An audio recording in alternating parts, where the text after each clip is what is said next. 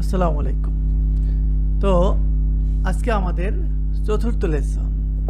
আজকে আমরা শিখব মাইক্রোসফট ওয়ার্ড। কেমন?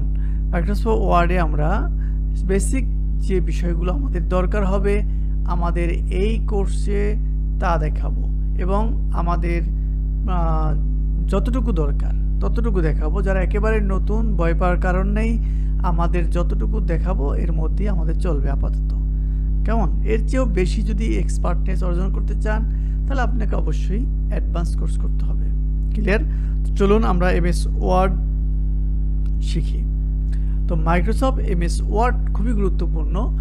যে কম্পিউটারে কাজ করে অথবা যার কম্পিউটার আছে সে যদি মাইক্রোসফট ওয়ার্ডে কাজ না জানে তাহলে তার আসলে এই ক্যারিয়ারে আসা উচিত নয়।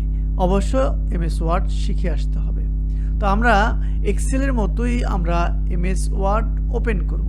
ওপেন করার জন্য আমরা স্টার্ট বাটনে ক্লিক করব। স্টার্ট বাটনে ক্লিক করে বাম দিকে খুঁজব যে এমএস ওয়ার্ড কোথায় আছে। তো আমরা দেখি খুঁজে পাই কি না। আমরা এমএস ওয়ার্ড এক্সেল তো পাইলাম, কিন্তু ওয়ার্ড পাচ্ছি না। আমরা আর একটু খুঁজি। দেখেন এই যে এমএস ওয়ার্ড এখানে রয়েছে, আপনারও এখানে থাকবে। আপনার 2016 না দেখাইতে পারে, আপনার 2007 দেখাইতে পারে, 10 দেখাতে পারে, 11 দেখাতে পারে। যে যে ভার্সন ইউজ করেন সেটা দেখাবে।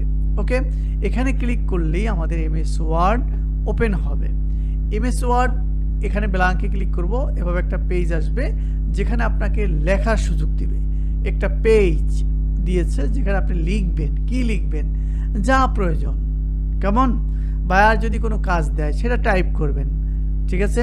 অথবা আপনার প্রয়োজনীয় লেটার লিখবেন। যে কিছুই লিখতে পারেন, যা কিছুই লিখতে পারেন।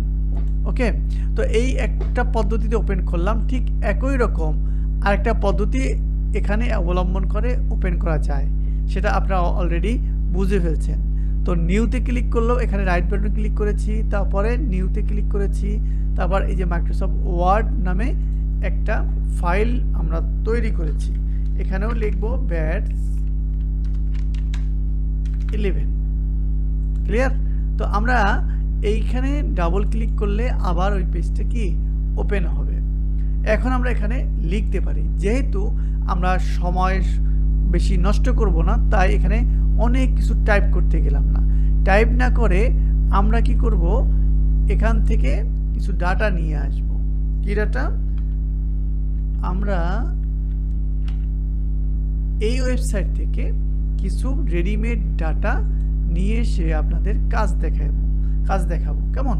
তো চলুন আমরা কিছু ডাটা এখান থেকে নিয়ে যাই কপি করে, যাতে আমাদের এখন টাইপ করে সময় নষ্ট করার দরকার না হয়। তো আমরা এতটুকু নিলাম, আর একটু নিয়ে আমরা এখানে পেস্ট করলাম। তার মানে হলো আমরা এখানে ডাটা ইনপুট করলাম। এইটা আপনি টাইপ করে করতে পারেন, আমরা কপি করে নিয়ে আসলাম আপনাদের দেখাবার জন্য সহজে। ক্লিয়ার? তা আমরা এখান থেকে দেখব যে এই ডাটাগুলো কি কি করা যায়। মাইক্রোসফট বেসিক তো বললাম, তারপর এডিটিং করা যায়, ফরম্যাটিংয়ের কাজ আছে, হ্যাঁ, এবং ট্যাব টেবিলের কাজ আছে। তো চলেন আমরা দেখি। এখন বাইরে আপনাকে বলতে পারে এরকম অনেকগুলো পেজ দিয়ে বাইরে আপনাকে বিভিন্ন কাজের কথা বলতে পারে। যেমন মনে করেন আপনাকে বলতে পারে যে এই যে নামটা আছে, ঠিক আছে, এই যে নামটা আছে এই নামটা পরিবর্তন হবে, তুমি আমাকে পরিবর্তন করে দাও। কি নাম হবে? বলতে পারে এরকম যে এই নামটা বসিয়ে দাও, এসও সফটওয়্যার অনলাইন, এই নামটা বসাই দাও। হতে পারে এরকম চেঞ্জ করতে বলতে পারে, আপনাকে এডিট করতে বলতে পারে, ঠিক আছে।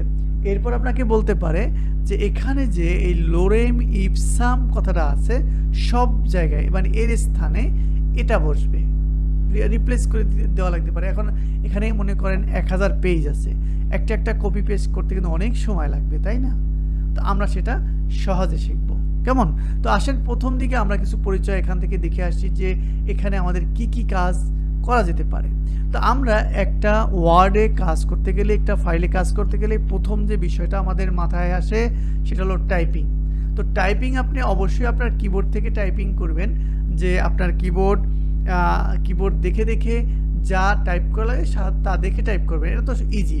কিন্তু আপনার হাতের স্পিড বাড়াতে হবে।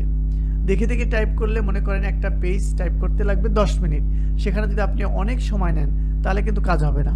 এই জন্য আপনাকে বেশি বেশি টাইপ করতে হবে, এবং টাইপ করার জন্য বিভিন্ন সফটওয়্যার পাওয়া যায়, মানে টাইপ স্পিড বাড়াবার জন্য বিভিন্ন সফটওয়্যার পাওয়া যায়, তা ব্যবহার করে আপনি টাইপ স্পিড বাড়াতে পারেন। ক্লিয়ার? মাউস চালানো শিখতে হবে একটু তাড়াতাড়ি। মাউস মনে করেন অনেকে দেখছি যে এখানে ক্লিক করেন বললে এখানে ক্লিক করে একটু ধরতে পারে না, দেখেন যদি বলি এতটুকু ধরেন ধরতে পারে না, এই আর কি। এগুলো আপনার করতে করতে শিখবেন, ঠিক আছে? প্র্যাকটিস করতে হবে। তো আমরা দেখি এখানে কি কাজ আছে। প্রথমে আমাদের যে কাজ, এতটুকু আমরা কপি করব, কপি পেস্ট আছে না, তাহলে আমরা কপি করব কীভাবে? অনেকে বলে কপিটা কীভাবে করব। তো আসেন আমরা কপিটা করব কিভাবে সেটা দেখাচ্ছি।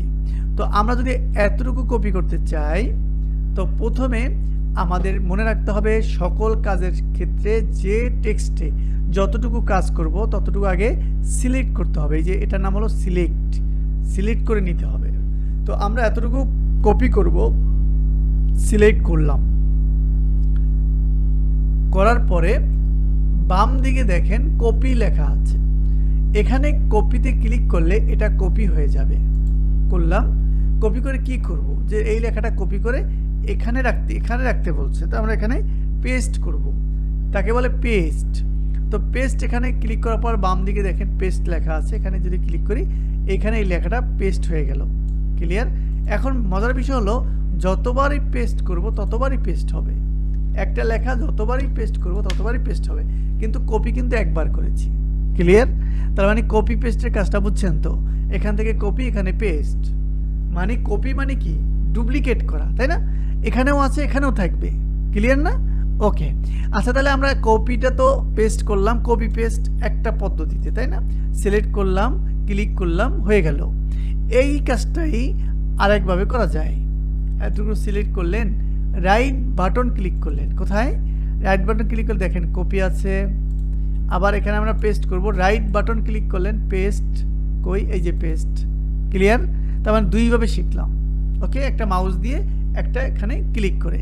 আরেক রকম শেখা যাচ্ছে, আমরা এটা কপি করব, সিলেক্ট করব, সিলেক্ট করার পর কন্ট্রোল সি, কিবোর্ড থেকে কন্ট্রোল সিতে ক্লিক করলে আমাদের কপি হবে, আর এখানে কন্ট্রোল ভিতে ক্লিক করলে পেস্ট হবে। তার মানে একটা কাজই আমরা তিনভাবে শিখলাম। ক্লিয়ার? এখানে ক্লিক করলাম, মাউস দিয়ে শিখলাম, আবার কিবোর্ড দিয়ে শিখলাম। এবার আসেন আমরা এই যে বিষয়টা কাট করব। কাট মানে হলো কপি কাটের মধ্যে পার্থক্যটা হলো কাট এখানে থাকবে না, এখানে নিয়ে আসব, ঠিক আছে? আর কপি হলো এখানেও থাকবে, এখানেও নিয়ে বসাবো। ক্লিয়ার? আমি একটু কাট করে দেখাচ্ছি। এটা কাট করব, সিলেক্ট করলাম, করার পরে এই দেখেন কাট কেছি, হ্যাঁ কাট করলাম, নাই। এবার এখানে আমরা পেস্ট করলাম, পেস্ট ওই একই, কন্ট্রোল ভি অথবা এই পেস্টে ক্লিক করলে চলে আসে। দেখেন এখানে চলে আসছে, এখানে নাই। তার মানে এটা কপি করছিলাম, এখানেও রয়েছে, এখানেও আছে, আর এটা কাট করছি, এখানে নাই, এখানে আছে। ক্লিয়ার? ওকে, তাহলে আমরা কপি কাট বুঝে ফেললাম। এই কাটও আবার আরও একভাবে করা যায়, এই মাউস দিয়েও করা যায়। দেখেন রাইট বাটন ক্লিক, কন্ট্রোল কাট, মানে রাইট বাটন ক্লিক করলে কাট পাওয়া যাবে, পেস্ট একই রকম, আবার কন্ট্রোল এক্স দিলে কাট হয়ে যাবে। ক্লিয়ার? আশা করি কপি পেস্ট কাট সমস্যা নাই। ওকে, এবার সেন আমরা উপরে দেখছি বি, এইটা আমরা যদি সিলেক্ট করি, করার পর বলি যে এটা একটু কালো করব, দেখেন কালো হয়ে গেল। আবার না এটা ভুল হয়ে গেছে, আমরা আবার ক্লিক করব, চলে যাবে। ক্লিয়ার? এবার দেখেন একটু এই যে আই একটু বাঁকা দেখা যাচ্ছে, যে আমি এই লেখাটাকে একটু বাঁকা দিতে চাচ্ছি, তাহলে আমি আইতে ক্লিক করব, দেখেন বাঁকা হয়ে গেল। না ভুল হয়ে গেছে, তাহলে আবার ক্লিক করব, আগের জায়গায় চলে গেল। ক্লিয়ার? তো আমরা এই কাজটা এখান থেকে করতে পারি। এরপরে আছেন এই যে ফন্ট বাড়াইতে কমাইতে পারি, অর্থাৎ ফন্টটাই চেঞ্জ করতে পারি, যে এটা কোন ফন্টে আছে। এর নাম হলো ফন্ট। এই ফন্টটা চেঞ্জ করতে বায়ার বলতে পারে যে তুমি অন্য একটা ফন্ট দাও, একটা নাম বলতে পারে। মনে করেন বললো টাইমস রোমানে নাও, তো আপনি কি করবেন, এটা সম্পূর্ণটা সিলেক্ট করবেন। এটা কিভাবে করলাম, কিবোর্ড থেকে কন্ট্রোল এ, কিবোর্ড থেকে কন্ট্রোল এ দিলে সকল পেজ, যত পেজ থাকে 1000 পেজ থাকলে 1000 পেজ সিলেক্ট হয়ে যাবে। ক্লিয়ার? সিলেক্ট হওয়ার পর আমরা উনি যে ফন্টের নাম বলছে সেই ফন্টটা এখানে টাইপ করব, অথবা উনি মনে করেন টাইমস নিউ রোমান এই ফন্টের নামটা বললো, আমরা এখানে ক্লিক করলাম, দেখেন সব টাইমস রোমানে চলে গেল। ক্লিয়ার? এখন বলতে বলছে যে ফন্ট সাইজটা তুমি ঠিক করো। সাইজ কীভাবে ঠিক করবো? অল সাইজ হবে 12। তখন আপনি এখানে ক্লিক করবেন, এই যে 12তে ক্লিক করবেন, অল সাইজ হয়ে গেল কি 12। ঠিক আছে? এরপর বলতে পারে যে হেডিংয়ের সাইজ এইটা দিবা, তারপর এই টাইটেলের সাইজ এইটা দিবা, সেভাবেই দিবেন। ক্লিয়ার? দেখেন আমি যখন 12 দিলাম আবার আগের জায়গায় নিয়ে আসলাম। এটা কীভাবে করলাম? Control Z. মানে আপনি যদি কোনো কিছু ভুলে এই শিটে কোনো কিছু কেটে ফেলেন অথবা কোনো কিছু সরাই দেয়, মুছে যায়, কন্ট্রোল জেড দিবেন, তাহলে চলে আসবে। কন্ট্রোল জেড মনে রাখবেন। ক্লিয়ার? এখন এই যে আমরা ফন্ট বাড়াইলাম কমাইলাম, এখান থেকে আরও একভাবে সেটা করা যায়। এটা সিলেক্ট করবেন যে এতটুকু আমি ফন্ট বাড়াই দেবো। এই যে বড় এ ক্লিক করবেন, বাড়বে। ছোট এ ক্লিক করবেন, ছোট হবে। ক্লিয়ার? আশা করি এতটুকু বুঝতে পারছেন। এখন হতে পারে যে আপনাকে বলতে পারে যে তুমি এই লোরেম ইপসামটা এখান থেকে সরাই দাও। ক্লিয়ার? তো আমরা কি করব? প্রথমে লোরেম ইপসাম কপি করব। কপি তো আমরা শিখে ফেলছি, তাই না? Control C. Clear? Control C দিয়ে কপি করলাম। এখন কন্ট্রোল এফ চাপ দেব। Control F. দেখেন কন্ট্রোল এফ এ লোরেম ইপসাম নামে কথাটা আছে এবং কত জায়গায় আছে সেটা দেখাচ্ছে। এটা কত জায়গাতে এখানে আছে সেটা দেখাচ্ছে। আমরা এরপর যেটা করব, দেখেন আপনার বাম দিকে, ডান দিকে রিপ্লেস নামে একটা অপশন আছে, রিপ্লেস, এখানে ক্লিক করব।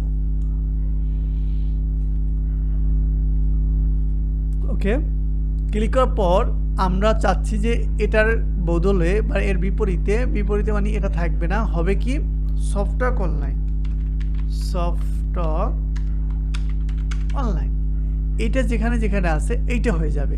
তো আমরা কি করলাম, এইটা এখানে আছে, হবে কোনটা, এটা লিখে রিপ্লেস অলে ক্লিক করলাম। রিপ্লেস অলে আমরা যখন ক্লিক করব কি হয় দেখেন, ইপসাম যেখানে যেখানে ছিল সবখানে সফটওয়্যার হয়ে গেছে। ক্লিয়ার? তো আমরা যদি এটা ক্লিক করি, কপি করি, তারপরে আমরা যখন সফটওয়্যার অনলাইন লিখবো, দেখেন কোথায় কোথায় আছে দেখাচ্ছে। দেখেন একটা ক্লিকে সব চেঞ্জ হয়ে গেছে। এই কাজটা আমরা কিন্তু করতে পারি। ওকে, তারপর আমরা আর যেটা করতে পারি সেটা হলো এখানে আরও কিছু কারেকশন চাইতে পারে। যেমন মনে করেন এখানে প্যারাগ্রাফটা দেখেন একটু গাদাগাদি আছে না, ফাঁকা করাতে বলতে পারে, একটু বাড়াই দাও। এখানে এটার নাম হলো প্যারাগ্রাফ বলে। তো আমরা কি করব, এই প্যারাগ্রাফটা এখানে সিলেক্ট করে এই যে উপরে দেখেন দুইটা তীর দুই দিকে, এখানে ক্লিক করলে আপনি যদি বাড়াই দেন বাড়বে, অথবা আপনি আরেকটা কাজ করতে পারেন, সিলেক্ট করে রাইট বাটন ক্লিক করবেন, করার পর প্যারাগ্রাফের পর দেখেন এখানে সিঙ্গেল আছে, 1.5 করে দিলাম, এরপর এটা ক্লিক করে দিলাম, দেখেন ফাঁকা হয়ে গেছে। বুঝতে পারছেন? এটা কিন্তু আপনাকে করতে পারে। এবার দেখেন এটা চারিদিকে সমান আছে, বলতে পারে না তুমি বাম দিক ঠিক করে দাও, মাঝখানে দাও, তুমি এখানে ডান দিক থেকে সমান করে দাও। অল সাইড যদি সমান বলে তাহলে এই অ্যালাইনমেন্টগুলো ব্যবহার করবেন। কেমন? এই অ্যালাইনগুলো ব্যবহার করবেন। তারপরে এখানে আমরা আরও কিছু দেখব যে এই লেখাগুলো যদি আমি রং করতে চাই তাহলে এখানে রং আছে, দেখেন ক্লিক করবেন লাল হয়ে যাবে। ক্লিয়ার? এখন আমি চাচ্ছি যে না, এই লেখাগুলো রং করব না, এই লেখাগুলো কালোই থাকবে, আমার এইটাকে মার্ক করব। মার্ক কোনটাকে বলে, এইখানে আমরা একটু মার্ক করে দিই। দেখেন আমরা যখন এটা ক্লিক করব এটা মার্ক হয়ে গেল। বুঝতে পারলাম? আশা করি বুঝতে পারছেন। তাহলে এইগুলোর নাম হলো এডিটিং। এমএস ওয়ার্ড এডিটিং করলাম। ক্লিয়ার? এরপর আরও কিছু কাজ যদি আমরা দেখাইতে চাই, দেখেন এখানে আপনি আরেকটা কাজ করতে পারেন, যেমন এখানে বেশি গুরুত্বপূর্ণ যেটা, যে এখানে একটা ইমেজ বসাইতে বলতে পারে, যে এখানে আমার একটা ইমেজ বসাই দাও। তখন কি করবেন? তো ইমেজ বসাবার ক্ষেত্রে সবচেয়ে সহজ উপায়টা হলো আপনি এখানে ক্লিক করবেন, ক্লিক করে ইনসার্টে ক্লিক করবেন। ইনসার্ট থেকে পিকচার, পিকচারে ক্লিক করলে আপনার কম্পিউটারে কোনো পিকচারের কাছে আপনাকে নিয়ে যাবে। সেই ক্ষেত্রে আমরা একটা পিকচার নিয়ে আসব, একটু দেখাই। মনে করেন এটা আমার পিকচার, কার পিকচার নিয়ে আবার কি ঝামেলা? আচ্ছা এই না, এটা কারো পিকচার নিলে একটু ঝামেলা হতে পারে। তো আমরা আমার পিকচার কই, আমার পিকচারটা নেই, কেমন? এই যে আমার পিকচারটা নিয়ে এখন দেখেন এটা কি একটা হজবর ল হয়ে গেছে, তাই না? এদিক সেদিক হয়ে গেছে। তো আমরা কি করব, এটার উপর রাইট বাটন ক্লিক করব, ক্লিক করে যে র্যাপ টেক্সট এখানে ক্লিক করে ইন ফন্ট অফ টেক্সটে নিয়ে ক্লিক করব। এখন এটাকে আমরা একটু ছোট করব, ছোট করে দেখেন ছোট করব। এখন আমি যেখানে বসাইতে চাই সেখানে কি বসাইতে পারবো।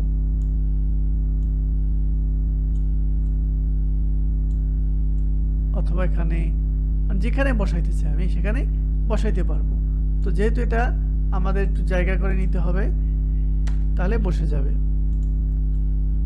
এখানে আমরা বসাই দিলাম, বুঝতে পারছেন? তাহলে ছবি এভাবে নর্মালি কিন্তু ওয়ার্ডে এভাবে করা যায় না। হ্যাঁ, তো এটাকে রেপিট ওই যে কি বললাম ইন ফন্ট অফ টেক্সট করে নিতে হবে। ক্লিয়ার? তাহলে কিন্তু ছবিটা এখানে বসে যাবে। ওকে, তারপর আমরা কি দেখাইতে চাইছিলাম, এখানে ফরম্যাটিং হয়ে গেল। এরপর আমাদের টেবিল, তাই না? ফরম্যাটিং হয়ে গেল। এরপর হলো MS Word documents, MS Word tab এবং টেবিলস। আচ্ছা, যাই হোক, এখানে আরেকটা বিষয় হলো যে আপনাকে অনেকগুলো যখন পেজ থাকবে, অনেকগুলো পেজকে আপনাকে নাম্বারিং করা দিতে পারে। এখন নাম্বারিংটা আপনি কোত্থেকে করবেন? নাম্বারিংটা হলো আপনি যখন ইনসার্ট না, আমি একটু দেখে নেই, মনে নেই যে নাম্বারিংটা কোথায় আছে। সাধারণত আমাদের নাম্বারিং থাকে এখানে, এখানে আমাদের নেই। তো আমরা একটু খুঁজে নেই, আমিও ভুলে গেছি যে নাম্বারিংটা কোথায় আছে, তাই না? এই যখন আপনি ভুলে যাবেন তখন আপনি খুঁজবেন, খুঁজলে আপনার এটা মনে থাকবে বেশি। তো আমরা যখন এই যে ইনসার্টে ক্লিক করলাম, ইনসার্টে ক্লিক করলে যদি আমরা ডান দিকে তাকাই, এখানে পেজ নাম্বার দেখা যাচ্ছে। কি নাম্বার? Page number. এখানে আমরা যদি ক্লিক করি তাহলে দেখবেন যে আপনি নাম্বারটা কোথায় দিবেন। টপে দিবেন, টপের আবার কোথায়, মাঝখানে না এক সাইডে? তো আমরা টপের মাঝখানেই আমি পছন্দ করি, তাহলে আমার নাম্বারটা বসে গেছে এখানে। ঠিক আছে? আর পরের নাম্বারটা কিন্তু আমার 2 নম্বর হয়ে গেছে, দেখেন 2 নম্বর। ক্লিয়ার? এখন একটা প্রশ্ন জাগে যে এই জায়গাটায় আমি আরও কিছু লিখতে চাই। এখন এই যে উপরের যে জায়গাটা আছে, পেজের নিচে যে জায়গাটা আছে, এটার নাম হলো, উপরেরটার নাম হলো হেডার, নিচেরটার নাম হলো ফুটার।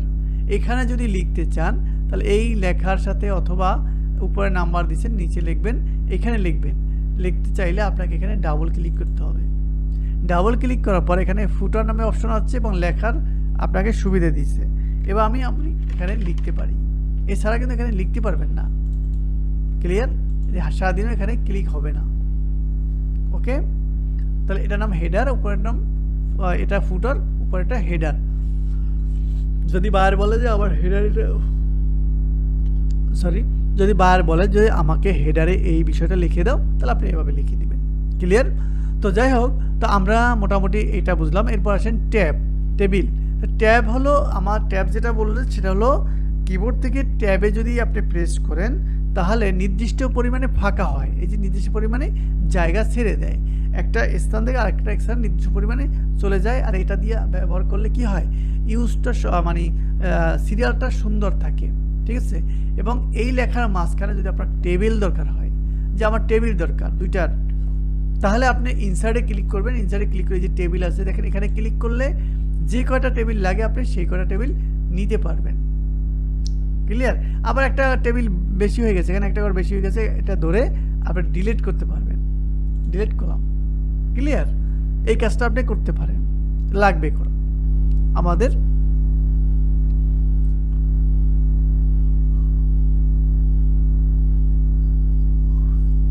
এরপরে আমাদের অনেক সময় দরকার হবে, যদিও এটা দরকার নাই, যে এই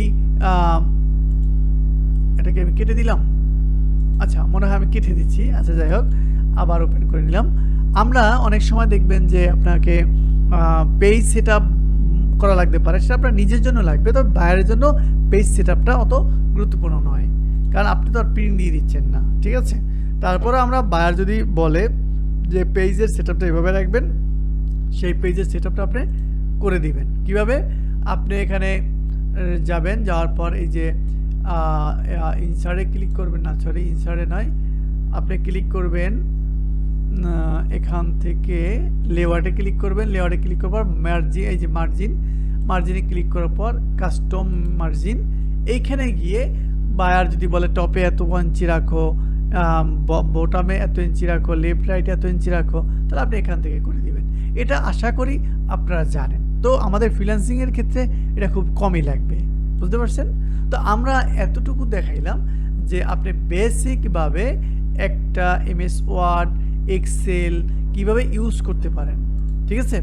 এই বেসিকটা আপনি যদি না জানেন তাহলে কাজ করতে পারবেন না, ঠিক আছে? কীভাবে কোনটা করতে হয়, কীভাবে এক্সেল এন্ট্রি দিতে হয়, কীভাবে ওয়ার্ডে এন্ট্রি দিতে হয়, সেভ করতে হয়, সে বিষয়কে আপনাকে জানতে হবে। জানলে কি করবেন? তাহলে আপনি এই বিষয়ে, এই সেক্টরে আগাতে পারবেন। যদি কাজ না জানেন আগাতে পারবেন না। ক্লিয়ার? তো আশা করি আপনারা বেসিক এমএস ওয়ার্ডটা বুঝে ফেলছেন। এরপর যদি কোনো কোশ্চেন থাকে, না বুঝে থাকেন, আমাকে নক করবেন এবং সাপ্তাহিক সাপোর্ট ক্লাসে প্রশ্ন করবেন। আপনি যেখানেই আটকে যাবেন প্রশ্ন করবেন। ক্লিয়ার?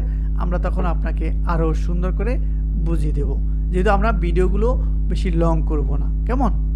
শর্ট করে আপনাদের লেসনগুলো শেষ করব। তাহলে আজকে এই লেসনটা এখানেই থাক, ঠিক আছে? দেখা হবে পরবর্তী লেসনে। আসসালামু আলাইকুম ওয়া রাহমাতুল্লাহ।